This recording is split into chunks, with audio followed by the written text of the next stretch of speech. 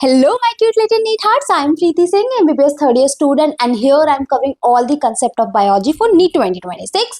पहले तो मुझे ये बताओ तुम लोग कि तुम लोगों ने दिवाली सेलिब्रेट करी या नहीं करी। कुछ बच्चों ने तो पक्का ये सोच के नहीं दिवाली सेलिब्रेट करी होगी कि आप सिलेक्शन के बाद ही सेलिब्रेट करेंगे, अभी कोई डिस्ट्रैक्शन नहीं चाहिए।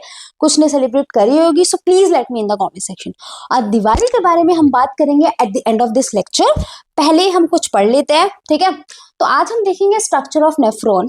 पहली बात तो नेफ्रॉन होता क्या है, देखो यार, ये कॉम्प्लेक्स ट्यूबुलर स्ट्रक्चर है। कॉम्प्लेक्स क्यों, इसका स्ट्रक्चर देखो ना कितना कॉम्प्लिकेटेड सा है, ठीक है, कितनी बेंडेड ट्यूब्स हैं, ठीक है।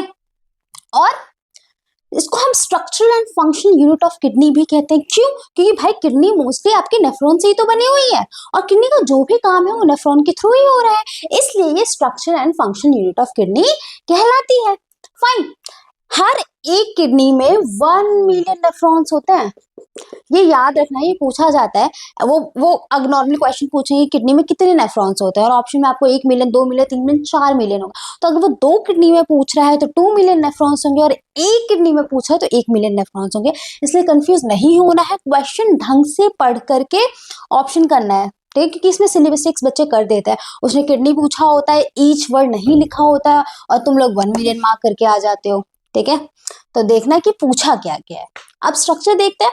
यहाँ पे देखो, ये एक ब्रांच है रीनल आर्टरी की, जिससे आपके एफरेंट आर्टरियोल निकलती है।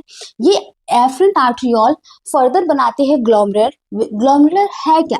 टफ्ट ऑफ कैपिलरी, ठीक है। यहाँ पे एफरेंट आर्टरियोल कैपिलरी जैसा स्ट्रक्चर बना लेती है। उसके बाद फर्दर वो एफरेंट आर्टरियोल, ठीक है, वहां से अराइज होती है। अब ये जो एफरेंट आर्टरियोल है, ये यहाँ पर आकर के पेरिट्यूबुलर कैपिलरीज बना लेती है, ठीक है, अराउंड दी रीनल ट्यूब्यूल्स। अभी हम रीनल ट्यूब्यूल देखेंगे।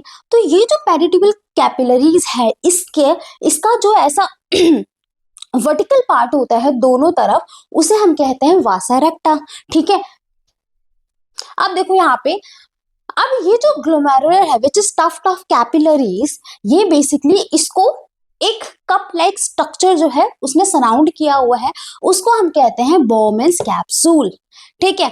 और यहाँ पे देखो, ग्लोमेरुलर और बोमेन्स कैप्सूल मिल करके बनाते हैं आपकी माल्फिजियन कार्पस्कल्स, ठीक है, या माल्फिजियन बॉडी भी बोलते हैं इसको। फर्दर ये बोमेन्स कैप्सूल फर्दर एक्सटेंड होता है पीसीटी में। पीसीटी क्या है? प्रॉक्सिमल कॉन्वोल्यूटेड ट्यूब्यूल्स, ठीक। अब ये प्रॉक्सिमल कॉन्वोल्यूटेड ट्यूब्यूल्स जो है वो फर्दर एक्सटेंड होता है लूप ऑफ हेनले में।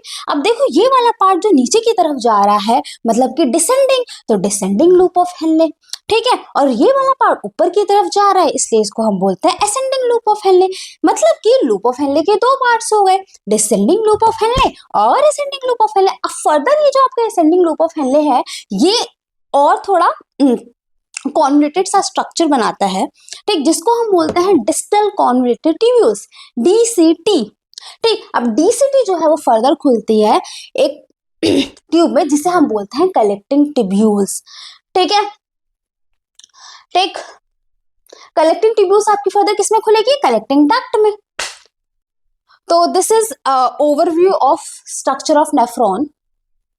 अब यहाँ पे देखो, मैंने तुम्हें बताया था कि लूप ऑफ हेनले के पैरेलली रन कर रही है वासा रेक्टा। वासा रेक्टा क्या था तुम्हारा? यहाँ से जो एफरेंट आर्टरियोल थी वो फर्दर कन्वर्ट हो गई थी पेरिट्यूबुलर कैपिलरीज में, ठीक है, कैपिलरी जैसा नेटवर्क बना रही थी। तो इसी पेरिट्यूबुलर कैपिलरीज का जो वर्टिकल पार्ट था दोनों साइड, जो कि लूप ऑफ हेनले के पैरेलल आ रहा था, वो उसको हम कहते हैं वासा रेक्टा, ठीक। तो होता क्या है यहाँ पे, अगर तुम देखोगे कि जो लूप ऑफ हेनले है उसमें अगर कोई भी फिल्ट्रेट है वो डाउनवर्ड डायरेक्शन में जा रहा है, तो उसके कॉरेस्पॉन्डिंग वासा रेक्टा में जो फिल्ट्रेट है वो अपवर्ड डायरेक्शन में जा रहा है।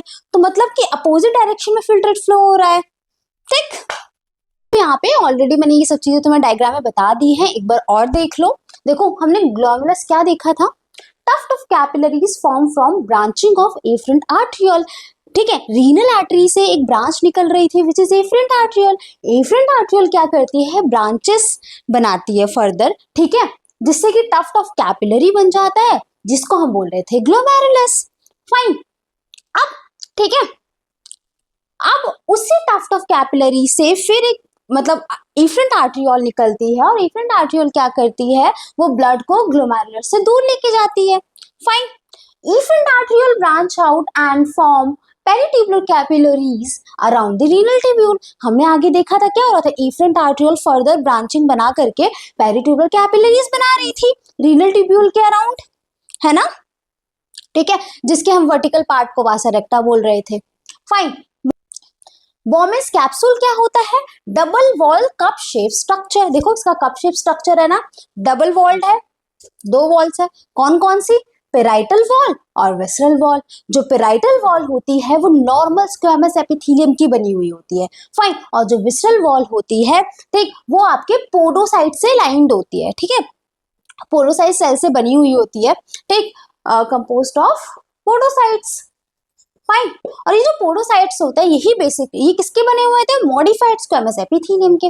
तो याद रखना है जो विसरल वॉल है वो पोडोसाइट सेल से बनी हुई होती है, और जो पेराइटल होती है वो सिंपल स्क्वेमस एपिथेलियम से बनी हुई होती है। और जैसी बात है पोडोसाइट सेल्स क्या होता है यार, बस मॉडिफाइड स्क्वेमस एपिथेलियम ही होते हैं। फाइन। चलो अब रीनल ट्यूब्यूल्स देख लेते हैं। पहला पीसीटी, हमने देखा था बोमेन्स कैप्सूल फर्दर एक्सटेंड हो रहा था प्रॉक्सिमल कॉन्वोल्यूटेड ट्यूब्यूल्स में। अब देखो यार जो पीसीटी है वो किस तरह की टिश्यू से लाइंड अप होती है, याद रखना जरूरी है, क्यूबॉइडल ब्रश बॉर्डर एपिथेलियम, ठीक है, ये हमने टिश्यू वाले चैप्टर में भी पढ़ा था। लूप ऑफ हेनले, चाहे वो डिसेंडिंग लूप ऑफ हेनले हो या असेंडिंग लूप ऑफ हेनले हो, हमने देखा था कि असेंडिंग और डिसेंडिंग लूप ऑफ हेनले में दो सेगमेंट्स प्रेजेंट थे, एक थिक सेगमेंट और एक थिन सेगमेंट। कैसे था यार, ये देखो, ये तुम्हारा बोमेन्स कैप्सूल है मान लो, ठीक, यहाँ से आपका पीसीटी आ रहा था, और फिर यहाँ से आपका ये thin segment of descending loop of, यार ये डायग्राम ना बन नहीं पाया, रुको और अच्छे से बताती हूँ। मान लो ये तुम्हारा बोमेन्स कैप्सूल है and this is your PCT.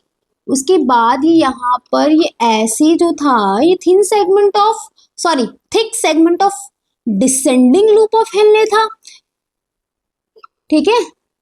उसके बाद ये आपका thin segment of ascending loop of Henley था, और ये thick segment of ascending loop of Henley था, ठीक। फिर यहां से आपका ये डीसीटी था, ठीक, डीसीटी फिर आपका कलेक्टिंग ट्यूब्यूल से कलेक्टिंग डक्ट में खुल गया था। कुछ ऐसा स्ट्रक्चर था आपका नेफ्रॉन का। फाइन। यहाँ पे देखो, चाहे वो descending limb of loop of Henley का थिक सेगमेंट हो, चाहे वो ascending limb of loop of Henley का सेगमेंट हो, दोनों ही जो होते हैं वो क्यूबॉइडल एपिथेलियम से लाइंड अप होते हैं, ठीक है।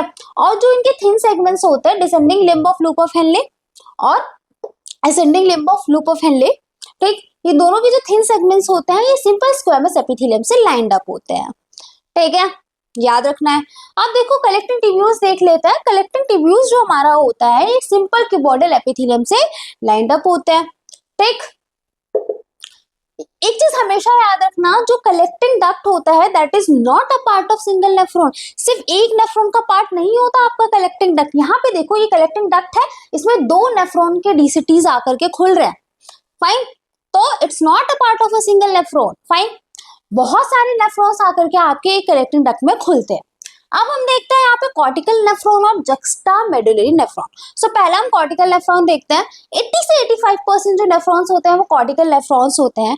इनके जो लूप ऑफ हेनलेज होते हैं वो मेडुला के सिर्फ अपर रीजन में रह जाते हैं। क्यों? क्योंकि इनका लूप ऑफ हेनलेज जो होता है वो छोटा होता है, ठीक है, और वासा रेक्टा इसमें या तो रिड्यूस्ड होता है या एब्सेंट होता है। फाइन। ऐसे यहाँ पे देखो जक्स्टा मेडुलरी नेफ्रॉन्स, ये कौन से नेफ्रॉन्स होते हैं? पहले तो ये 15% ही ऐसे नेफ्रॉन्स होते हैं जिनका जो लूप ऑफ हेनले होता है बहुत ही लंबा होता है, long and extended loop of Henley होता है, वासा रेक्टा इसमें प्रेजेंट होता है। और ये मोस्टली आप देखेंगे ना टेरेस्ट्रियल एडेप्टेशन में मिलता है। कौन कौन से टेरेस्ट्रियल एडेप्टेशन वाले ऑर्गेनिज्म होते हैं? आपके रेप्टाइल्स, एप्स और मैमल्स। क्यों ऐसा होता है? क्योंकि जितना बड़ा लूप ऑफ हेनले होगा उतना ही ज्यादा हमारा यूरिन कॉन्सेंट्रेट हो पाएगा। यूरिन कॉन्सेंट्रेट होगा तो वाटर कंजर्वेशन हो जाएगी, ठीक है। तो इस वजह से यहाँ लिख दूं क्या? ठीक है, adaptation for terrestrial habitat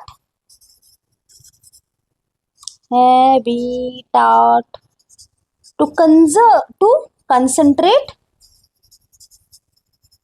urine, है ना। ठीक, यहाँ पे हमारा नेफ्रॉन खत्म होता है। Fine. So this is it for the today's lecture and अगर जिसने दिवाली मनाई है वो भी ठीक है, जिसने दिवाली नहीं मनाई वो भी ठीक है, पर मेरे अकॉर्डिंग दिवाली मनानी चाहिए थी। बहुत अच्छे से तुम रिफ्रेश हो जाते। अब दिवाली वाली खत्म हो गई है, फेस्टिवल्स खत्म हो गए, तो अब और ज़्यादा एनर्जाइज होकर के बिल्कुल फोकस के साथ पढ़ाई करो कि तुम्हारा अब जो बहुत बड़ा फेस्टिवल हो वो सिर्फ तुम्हारा सिलेक्शन हो, तुम उसे ही सेलिब्रेट करो।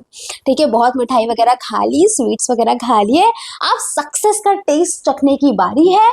तो बहुत तगड़े से पढ़ाई करो, अब इतने तगड़े से लग जाओ कि अब तभी रुको जब तुम्हारा सिलेक्शन हो जाए। Fine, and I hope you like this video. Give a thumbs up, press the bell icon and subscribe my channel. And जिसको भी इन वीडियोस की जरूरत है, तुम्हें लगता है कि किसी को हेल्प कर सकती है, प्लीज शेयर इट। ठीक है, नीट एस्पिरेंट्स या स्कूल के बच्चे भी हों जिन्हें भी जरूरत है। Fine, bye bye, see you tomorrow.